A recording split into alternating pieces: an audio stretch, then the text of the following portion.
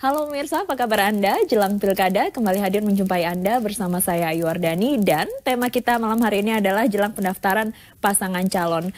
Pendaftaran pasangan calon serentak akan dilangsungkan mulai tanggal 8 Januari 2018 dan saya malam hari ini akan membahasnya dengan Komisioner KPU RI Pak Pramono. Apa kabar Pak Pram? Ya baik. Terima kasih. Iya, dan Bu Titi Anggreni, Direktur Eksekutif Perludem. Bu Titi apa kabar? Baik, alhamdulillah. Ini saya ke Pak Pram dulu. Ya.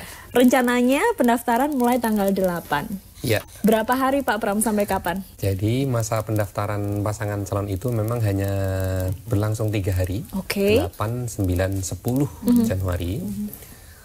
Memang waktunya kita batasi karena pengalaman di waktu-waktu yang lalu masa pendaftaran kita perpanjang pun mereka ngambilnya tetap hari-hari terakhir saja gitu. Jadi mendingan kita waktunya pendekin tapi sosialisasi di awalnya yang kita perbanyak begitu. Jadi sosialisasi tentang syarat, persyaratan calon, persyaratan pencalonan dan sebagainya itu yang kita masifkan dari jauh-jauh hari begitu. Oke Bu Titi, ini kan waktu pendaftarannya relatif singkat ya.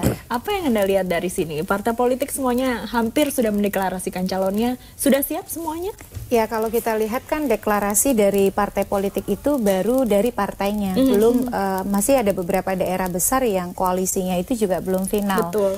Nah, ini yang mungkin masa-masa krusial itu adalah bagaimana bisa jadi pada tanggal 8, 9 sebelum tanggal 10 itu masih juga belum bisa dibaca ya petanya. Tanggal 10 seperti tadi Pak Pram sampaikan di detik-detik terakhir baru kemudian penuh kejutan. Misalnya menjelang pencalonan peta masih sangat bisa berubah. Bahkan yang sudah jauh-jauh hari diumumkan tiba-tiba menjelang pendaftaran justru konfigurasi pasangan calon berubah di Jawa Timur yang di Jawa Timur. Ya. Dan siapa duga bahwa di Kalimantan Timur tadi kan kalau sebelumnya kalau kita lihat elektabilitas Ibu Rita misalnya paling tinggi, tiba-tiba ada kasus, kan itu mengubah konfigurasi pencalonan semua. Dan di beberapa daerah di Tenggarai ada potensi calon tunggal.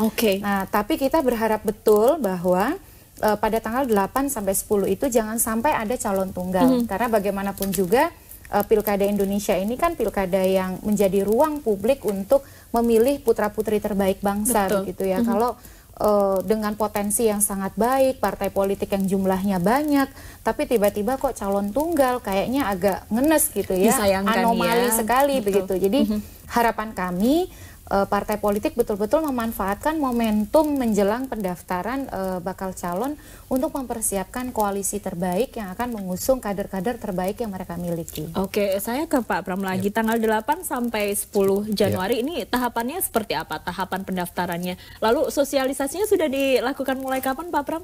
Oh, kalau sosialisasi kan kita memang sudah dari jauh-jauh hari ya. Kita sampaikan ke partai-partai politik, ke masyarakat umum. Dan terkait dengan proses teknis pendaftaran pada hari hanya, terakhir kemarin kita kumpulkan partai-partai, kemarin sore atau 2 hari yang lalu ya? 2 hari yang lalu 2 hari yang lalu. Bicara soal teknis berapa orang yang bisa mengantar ke kantor KPU, karena kan tidak semua kantor KPU halamannya luas, kadang kan langsung di pinggir jalan raya gitu. Nah, yang kayak gitu, kantornya kecil yang datang 200 orang gitu. Nah, yang kayak gitu-gitu kan perlu kita atur ya secara teknis. Kemudian kalau syarat-syarat pencalonan misalnya soal dokumen yang harus ditandatangani secara bersama segala macam itu sih udah dari jauh-jauh hari sudah kita sampaikan. Jadi relatif sebenarnya partai-partai politik tentang prosedur dan tata cara pencalonan relatif sudah paham. Yang belum selesai ini kan seperti yang disampaikan Mbak Titi tadi, ketemu antar kepentingan masing-masing partai politik, antar kandidat segala macam, ini yang belum ketemu. Tapi kalau teknisnya sih saya kira nggak ada masalah. Secara teknis aman ya. Lalu untuk proses verifikasi, apakah di luar tanggal 8 sampai 10 ini? Ya, kalau jadi setelah proses pendaftaran itu siapapun yang daftar mulai tanggal 8 itu sudah bisa langsung dilakukan penelitian berkasnya. Dan bahkan masa pemeriksaan kesehatan juga sudah bisa dimulai tanggal 8. Jadi ada 2 hal yang dilakukan oleh KPU setelah pendaftaran itu adalah pemeriksaan kesehatan dan pemeriksaan penelitian administrasi dokumen ya. Nah, itu sudah bisa dimulai sejak tanggal 8. Baik. Nah, gitu. Jadi itu yang akan dilakukan oleh KPU. Baik, Bu Titi, Titi ini agak ngebut ya, 8 sampai 10 ternyata verifikasi, pemeriksaan kesehatan juga langsung dilakukan. Ketika mungkin ada kemungkinan tidak lolos tes kesehatan atau berkas yang kurang lengkap ini, dinamikanya nanti di lapangan seperti apa? Iya, biasanya memang yang paling seru tanda kutip itu di pilkada itu salah satunya adalah pencalonan ya. Seru bagi partai, seru juga bagi KPU dan juga Panwas, karena ya namanya tujuan calon didaftarkan kan ingin ikut pilkada. Tapi kan sekali lagi ada sejumlah persyaratan yang betul-betul harus dipastikan oleh KPU. Mulai dari misalnya syarat dukungan yang harus dipenuhi 20% kursi atau 25% suara sah. Ini belum lagi kalau di lapangan ternyata ada mekanisme, ada fenomena dualisme partai misalnya. Itu juga akan membawa masalah juga gitu. Kemudian belum lagi persyaratan-persyaratan yang sifatnya administratif, misal ijazah, lalu juga persyaratan harus sehat jasmani, rohani. Nah, karena di beberapa daerah ada yang gagal nyalon karena ternyata tidak sehat jasmani, tidak sehat rohani begitu ya. Misal di Aceh itu banyak sekali yang gugur ketika Pilkada 2017. Belum lagi kemudian hal-hal yang berkaitan dengan keterpenuhan persyaratan-persyaratan lainnya.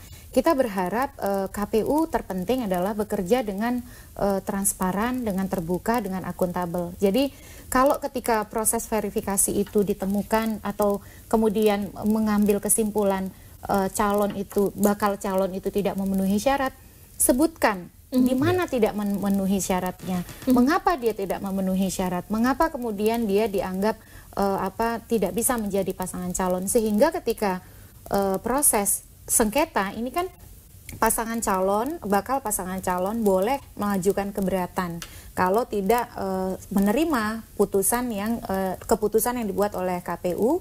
Mereka boleh mengajukan keberatan ke Panwas.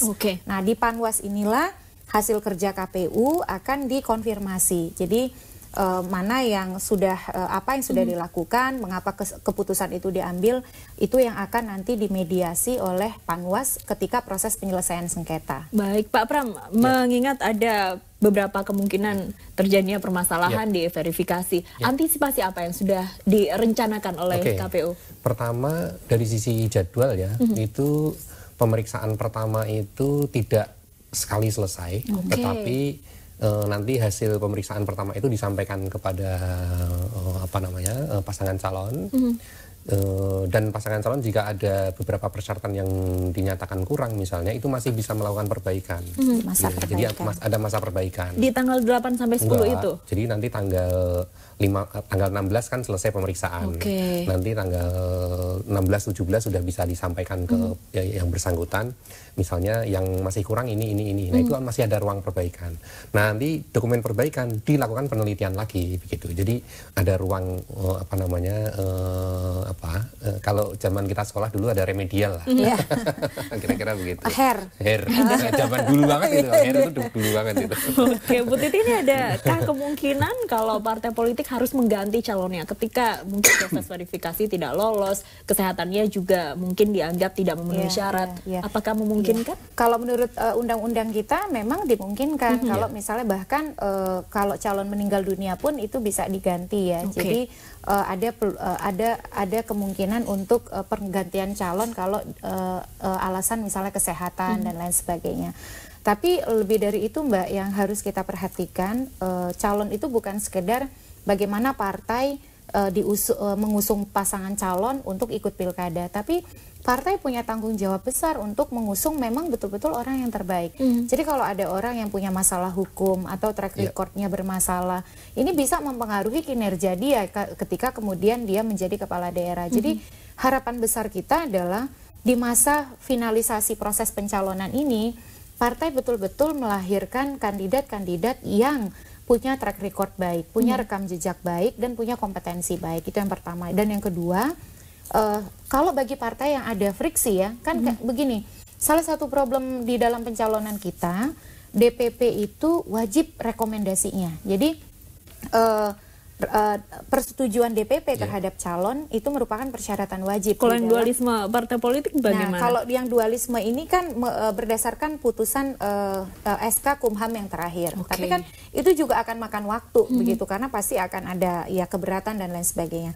Nah, terlihat sekali di beberapa mekanisme pencalonan gubernur misalnya itu kan mekanismenya sangat top down ya. Jadi ketum, sekjen mengumumkan gitu. Nah, kalau di tingkat kabupaten, di provinsi mungkin tidak terlalu masalah, tapi di kabupaten kota di pengalaman 2017 itu ada perbedaan aspirasi antara pengurus yang di kabupaten kota maunya misalnya bukan si A, bukan si B, tapi tiba-tiba pimpinan pusatnya mengajukan nama si A dan si B.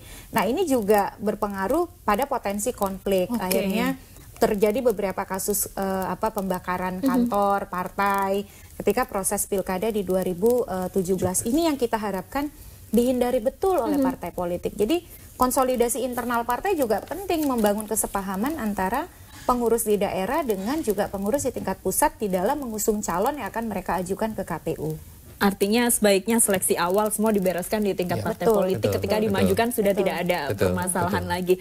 Pak Pram, ini secara teknis semua rangkaian kegiatan pendaftaran, apakah ada perbedaan daripada pemilu sebelumnya? Ada beberapa terkait misalnya soal konflik kepengurusan misalnya. Ini kan berbeda dengan 2015 yang lalu. Kalau 2015 yang lalu kan dua-dua DPP merekomendasikan, tapi kalau sejak 2017 kan itu udah selesai begitu ya. Jadi relatif sebenarnya dengan 2017 tidak banyak berubah ya soal pencalonan ini. Yang agak berbeda hanya dengan 2015. Tapi terkait dengan apa yang disampaikan oleh Mbak Titi tadi, memang kita sih berharap ya untuk pilkada ini kita ada kerjasama. Kerjasama itu dalam arti KPU bekerja pada ranahnya, kemudian partai politik juga berfungsi sebagaimana mestinya. Kalau KPU ini kan bekerja kita pada ranah administratif. Jadi syarat-syarat sebagaimana yang dinyatakan di undang-undang itulah yang kita periksa. Jadi ijazahnya ada atau tidak, surat keterangan pilotnya ada atau tidak, begitu-begitu ya. Nah, terkait dengan soal kredibilitas, kemudian kapasitas, integritas pasangan calon, apakah ini orangnya benar atau enggak, gitu segala macam, itu menjadi tanggung jawab partai untuk mempromosikan, untuk mengajukan. KPU tidak punya kepentingan terkait dengan siapa yang diajukan oleh partai politik. Sepanjang dia memenuhi syarat-syarat administratif, itu bagi kita sudah cukup. Nah, karena itu untuk terpilihnya kepala daerah yang baik itu memang tidak hanya KPU yang berperan gitu. Sangat banyak pihak lain yang bisa berkontribusi di situ gitu. Oke, menarik sekali. Kita lanjutkan perbincangan usai jeda. Pemirsa, tetaplah bersama kami di Jelang Pilkada, kembali sesaat lagi.